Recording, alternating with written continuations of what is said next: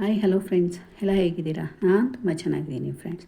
ಬನ್ನಿ ಇವತ್ತು ಕಾಶಿ ಹಲ್ವಾ ಅಥವಾ ಬೂದುಗುಂಬಳಕಾಯಿ ಹಲ್ವಾ ಮಾಡೋಣ ಅಂತ ನಾನೊಂದು 3 kg ಬೂದುಗುಂಬಳಕಾಯಿ ತಂದು ನೀಟಾಗೆಲ್ಲ ಸಿಪ್ಪೆ ತೆಗೆದು ಈಗ ನಾನು ಎಲ್ಲ ತುರ್ಕೊಂಬರ್ತೀನಿ. ತುರ್ಕೊಂಬಂದ್ಮೇಲೆ ಸಿಗ್ತೀನಿ ನೋಡಿ. ಇವಾಗೆಲ್ಲ ತುರ್ಕೊಂಬಂದಿದ್ದೀನಿ. ತುಂಬ ನೀರಿನ ಅಂಶ ಇರುತ್ತೆ ಬೂದುಗುಂಬಳಕಾಯಲ್ಲಿ. ಆ ಬೂದುಗುಂಬಳಕಾಯಿ ರಸ ಕುಡಿದ್ರೆ ಆರೋಗ್ಯಕ್ಕೆ ತುಂಬ ಒಳ್ಳೆಯದು. ಬಿ ಪಿ, ಶುಗರು ಹಾಗೆ ಗ್ಯಾಸ್ಟ್ರಿಕ್ ಎಲ್ಲ ಕಮ್ಮಿ ಆಗುತ್ತೆ. ನೋಡಿ, ನಾನು ಬೂದುಗುಂಬಳಕಾಯಿ ಹಲ್ವಾ ಕಾಶಿ ಹಲ್ವಾ ಮಾಡೋಕ್ಕೆ ನಾನು ಸಕ್ಕರೆ ಹಾಗೆ ಬಾದಾಮಿ ಪೀಸ್ ಮಾಡಿ ಇಟ್ಕೊಂಡಿದ್ದೀನಿ, ಗೋಡಂಬಿನೂ ಪೀಸ್ ಮಾಡಿ ಇಟ್ಕೊಂಡಿದ್ದೀನಿ, ಬೂದುಗುಂಬಳಕಾಯಿ ಎಲ್ಲ ನೀಟಾಗಿ ತುರಿದು ಇಟ್ಕೊಂಡಿದ್ದೀನಿ, ಸಕ್ಕರೆ ಕೂಡ ಇಟ್ಕೊಂಡಿದ್ದೀನಿ.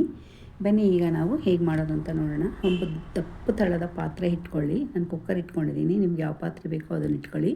ಕುಕ್ಕರ್ ಇಟ್ಕೊಂಡು ಒಂದು ದೊಡ್ಡ ಸ್ಪೂನು ತುಪ್ಪ ಹಾಕಿದ್ದೀನಿ. ತುಪ್ಪ ಸ್ವಲ್ಪ ಬಿಸಿ ಆಗ್ತಿದ್ದಂಗೆ ನಾವು ತುರಿದಿಟ್ಕೊಂಡಿರೋ ಬೂದುಗುಂಬಳಕಾಯಿನ ಆ ತುಪ್ಪದಲ್ಲಿ ಚೆನ್ನಾಗಿ ಬಾಡಿಸ್ಬೇಕು. ನೀರಿನ ಅಂಶ ಎಲ್ಲ ಹೋಗೋರು ಚೆನ್ನಾಗಿ ಬಾಡಿಸ್ಬೇಕು. ನೋಡಿ, ಈಗ ನಾನು ಒಂದು ಮರದ ಸ್ಪೂನ್ ಸಹಾಯದಿಂದ ಚೆನ್ನಾಗಿ ಅದನ್ನೆಲ್ಲ ಬಾಡಿಸ್ಕೋತಾ ಇದ್ದೀನಿ. ನೀರಿನ ಅಂಶ ಎಲ್ಲ ಫುಲ್ಲು ಕಮ್ಮಿ ಆಗಬೇಕು, ಅಲ್ಲಿವರೆಗೂ ನಾವು ಬಾಡಿಸ್ಬೇಕು. ತುಂಬ ಸಮಯ ಹಿಡಿಯುತ್ತೆ ಈ ಹಲ್ವಾ ಮಾಡೋಕ್ಕೆ. ಸುಮಾರು ಒಂದು 45 ಮಿನಿಟ್ಸಿಂದ 30 ಮಿನಿಟ್ಸ್ ಅಂತೂ ಹಾಗೇ ಆಗುತ್ತೆ. ಹಾಗಾಗಿ ಸ್ವಲ್ಪ ನಾವು ಜಾಗ್ರತೆಯಿಂದ ಹಲ್ವನ ಮಾಡಬೇಕು. ಸ್ವಲ್ಪ ಪೇಷನ್ಸ್ ಇಟ್ಕೊಂಡು ಮಾಡಬೇಕು. ಪೇಷನ್ಸ್ ಕಳ್ಕೊಂಡ್ರೆ ರುಚಿ ಹಾಳಾಗುತ್ತೆ. ಚೆನ್ನಾಗಿ ತಿರುಗಿಸ್ತಾ ಇದ್ದೀನಿ ನೋಡಿ. ಚೆನ್ನಾಗಿ ಹೀಗೆ ಮಗುಚ್ತಾ ಇರಬೇಕು. ಆಗಾಗ ತಳ ಹಿಡಿಯಲ್ಲ ಮಗುಚ್ತಾ ಇದ್ದರೆ. ನೋಡಿ, ಈಗ ಸ್ವಲ್ಪ ನೀರಿನ ಅಂಶ ಎಲ್ಲ ಕಮ್ಮಿ ಆಗಿದೆ. ನೀರಿನ ಅಂಶ ಕಮ್ಮಿ ಆಗಲಿ ಇನ್ನೂ ಸ್ವಲ್ಪ,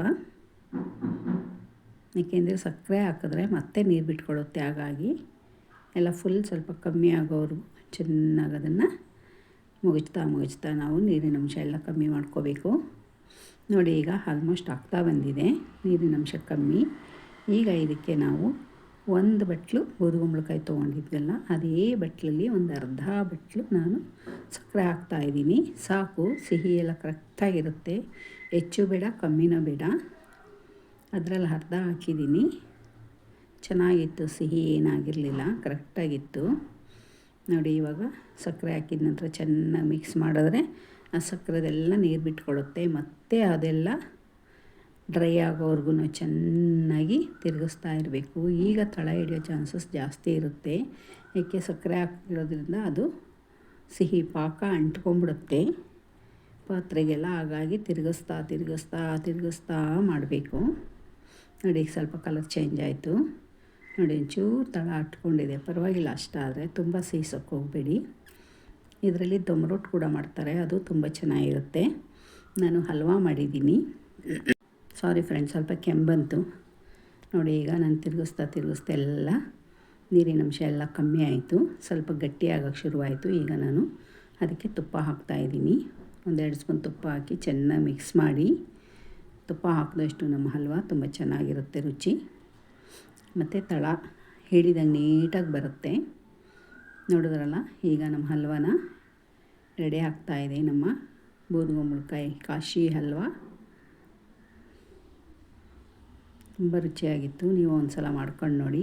ಬನ್ನಿ, ಈಗ ನಾವು ಅದು ಹಾಕ್ತಾಯಿರಲಿ. ಪಕ್ಕದಲ್ಲಿ ಒಂದು ಬಾಣಲೆ ಇಟ್ಟು ನಾವು ಅದಕ್ಕೆ ತುಪ್ಪ ಹಾಕಿ ಡ್ರೈ ಫ್ರೂಟ್ಸ್ ಎಲ್ಲ ಕರ್ಕೊಂಬರೋಣ. ಇಲ್ಲಿ ಸ್ವಲ್ಪ ತುಪ್ಪ ಹಾಕಿ ನಾನು ಗೋಡಂಬಿ ಹಾಕ್ತಾಯಿದ್ದೀನಿ. ಗೋಡಂಬಿ ಸ್ವಲ್ಪ ಕಲರ್ ಚೇಂಜ್ ಆಗ್ತಿದ್ದಂಗೆ ನೀವು ಇಲ್ಲಿ ಬೇಕಂದರೆ ದ್ರಾಕ್ಷಿ ಕೂಡ ಹಾಕ್ಕೊಳ್ಳಿ. ನಾನು ದ್ರಾಕ್ಷಿ ಹಾಕಿಲ್ಲ, ನೀವು ಬೇಕಂದರೆ ಹಾಕ್ಕೊಳ್ಳಿ. ಏಲಕ್ಕಿ ಕೂಡ ಹಾಕಿಲ್ಲ, ಏಲಕ್ಕಿನೂ ಬೇಕಂದ್ರೆ ಹಾಕ್ಕೊಳ್ಳಿ. ನೋಡಿ, ಇವಾಗ ಗೋಡಂಬಿ ಎಲ್ಲ ಆಯಿತು. ಕೆಳಗಡೆ ಇಟ್ಕೊಂಡು ಬಾದಾಮಿ ಹಾಕಿದ್ದೀನಿ, ಸೀದೋಗಬಾರ್ದು ಅಂತ.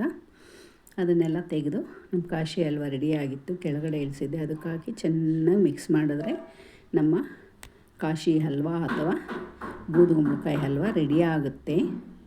ಯಾರೆಲ್ಲ ಹೊಸ್ದಾಗಿ ನನ್ನ ಚಾನಲ್ನ ನೋಡ್ತಿದ್ರೋ ಪ್ಲೀಸ್ ಸಬ್ಸ್ಕ್ರೈಬ್ ಮಾಡ್ಕೊಂಡು ನೋಡಿ. ಹಾಗೆ ಲೈಕ್ ಮಾಡಿ, ಶೇರ್ ಮಾಡಿ, ಕಮೆಂಟ್ ಮೂಲಕ ಈ ನನ್ನ ಕಾಶಿ ಹಲ್ವಾ ರೆಸಿಪಿ ಹೇಗಿತ್ತಂತ ತಿಳಿಸೋದನ್ನ ಮಾತ್ರ ಮರಿಬೇಡಿ. ನೋಡಿ, ನಾನು ಇವಾಗೆಲ್ಲ ಸರ್ವ್ ಮಾಡ್ಕೋತಾ ಇದ್ದೀನಿ ಬೇರೆ ಇದಕ್ಕೆ. ಓಕೆನಾ ಫ್ರೆಂಡ್? ಮುಂದಿನ ವಿಡಿಯೋದಲ್ಲಿ ಮತ್ತೆ ಸಿಗ್ತೀನಿ ನಿಮಗೆ.